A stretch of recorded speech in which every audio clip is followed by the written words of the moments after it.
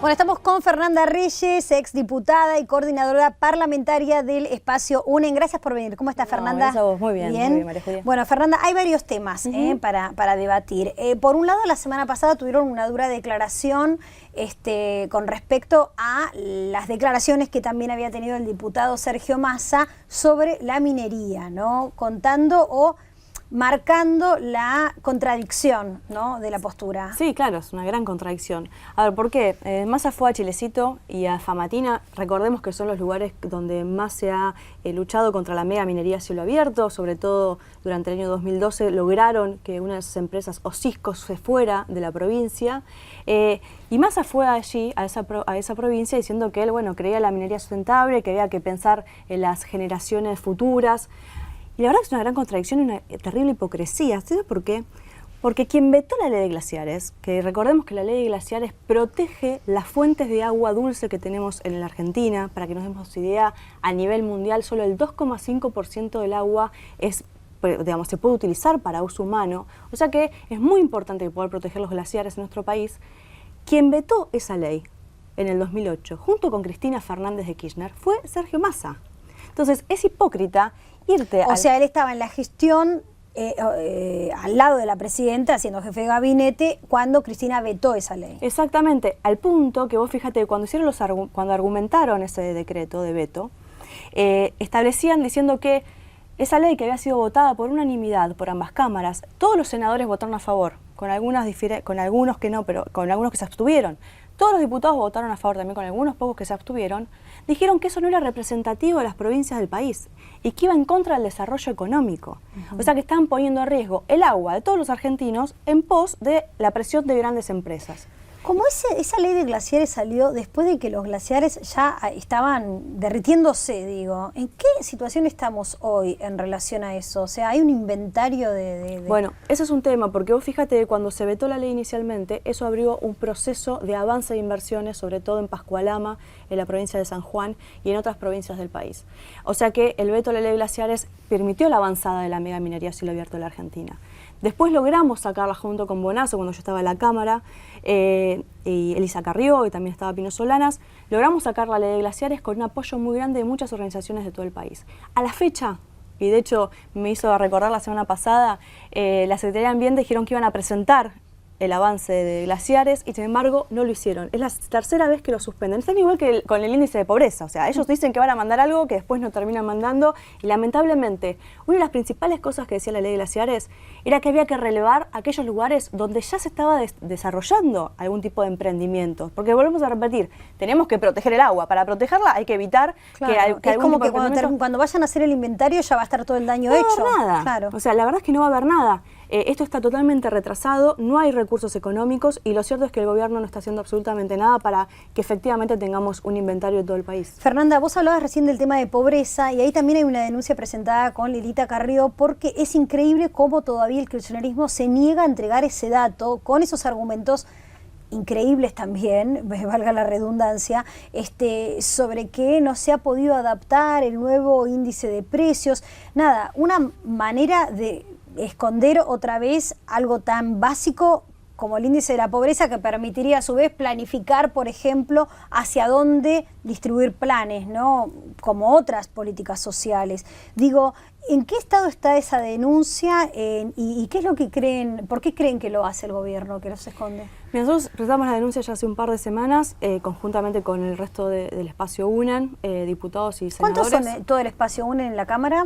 Nosotros, cuando yo hablo UNEN de Capital Federal, estoy hablando de Suma Más y Proyecto Sur y Coalición Cívica en lo que es diputados, y Proyecto Sur y Coalición Cívica en lo que es Senado. Después es mucho más amplio el frente, porque el frente tenés a todo el socialismo y tenés también el radicalismo. Por eso digo, en el bloque, en diputados son como más de 60. Sí, son más de 60 y en senadores somos aproximadamente 7 senadores. O sea que son, aunque digamos como son distintos espacios, no quede muy claro, el espacio UNEN en sí mismo es una de las principales fuerzas o bloques, ¿no? El sí. Tercer bloque en importancia, y si lo unimos con el radicalismo sería el segundo. Sin lugar a dudas Sí. somos una... Bueno, y entonces me decías que habían presentado con el espacio... Bueno, empezamos una denuncia donde les pedimos que efectivamente, rápidamente den muestra de los índices de pobreza. ¿Por qué?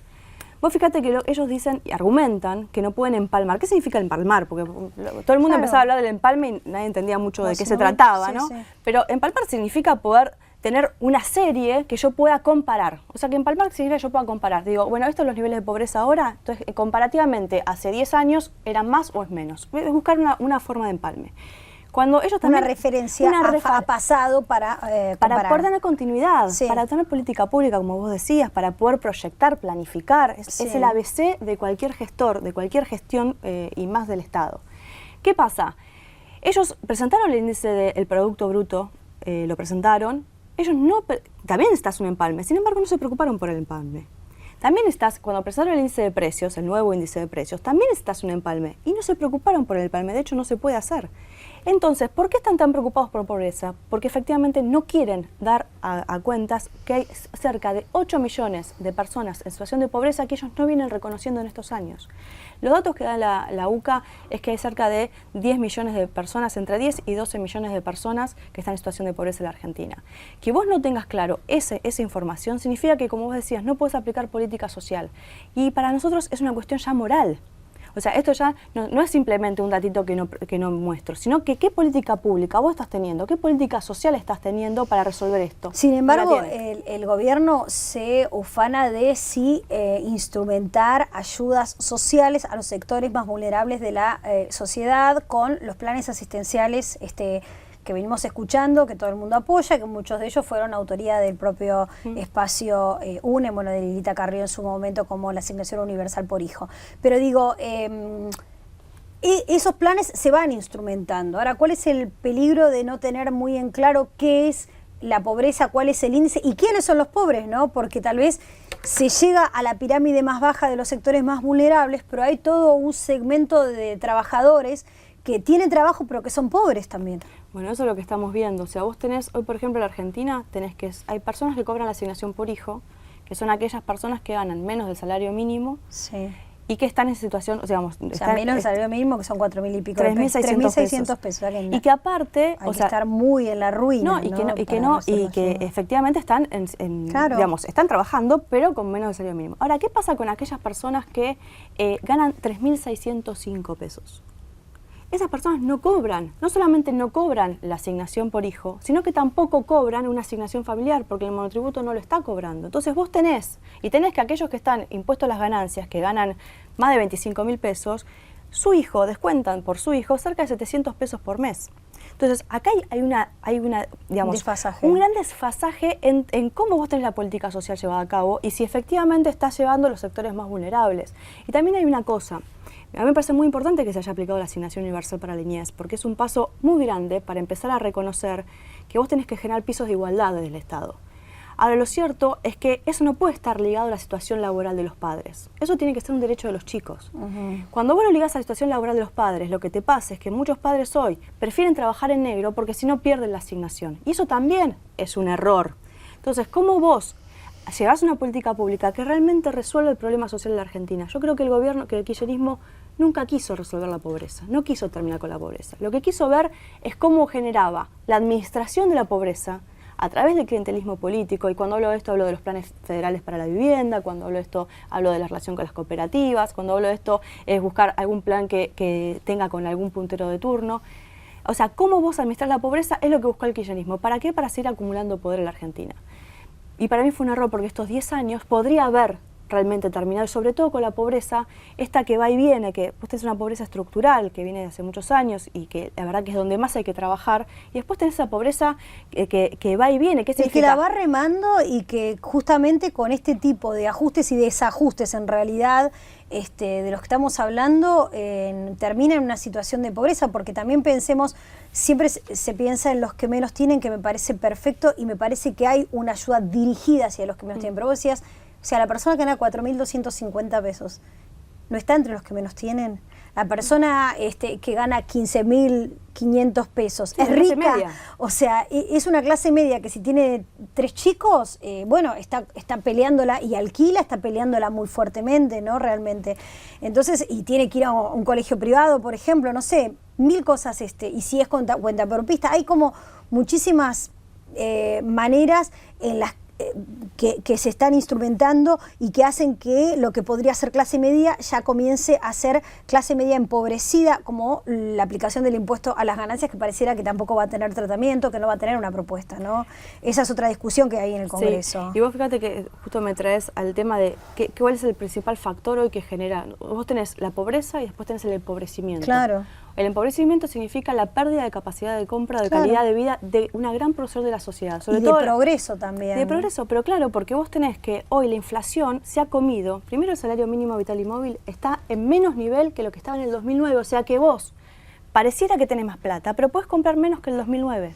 Los jubilados hoy con la jubilación que están cobrando con la mínima pueden comprar menos que a fines del 2013. Entonces, vos tenés un empobrecimiento que está dado por la inflación y también tenés un empobrecimiento, como bien decías, por los impuestos. En Argentina no hubo una reforma tributaria, que podría haberse dado porque vos tenés, es un sistema totalmente regresivo, vos tenés el IVA que todos pagamos el 21% y los sectores medios y bajos gastan una gran cantidad en productos de primera necesidad, claro. O sea que ese 21% se va directo al Estado, mientras que los sectores por ahí que están en tienen mejores niveles de ingresos no tienen que gastar en eso y por lo tanto esa plata, ese nivel, esa proporción de impuesto no es tan grande.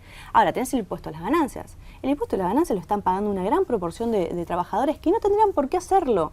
Entonces, estas cuestiones que no se discuten, hoy el gobierno no quiere discutir el aumento del mínimo imponible. Nosotros estamos presentando, todas las semanas se está llamando desde la Cámara de Diputados. ¿Por qué la Cámara de Diputados? Es porque ahí inicia los tratamientos de impuestos, siempre, no pasa por Senado, sino por diputados inicialmente. ¿Todas las semanas llaman a qué? Todas las semanas toda la oposición llama a sesión especial. ¿Qué significa? Se sientan en el recinto esperando que el kirchnerismo baje para tratar el aumento del mínimo imponible.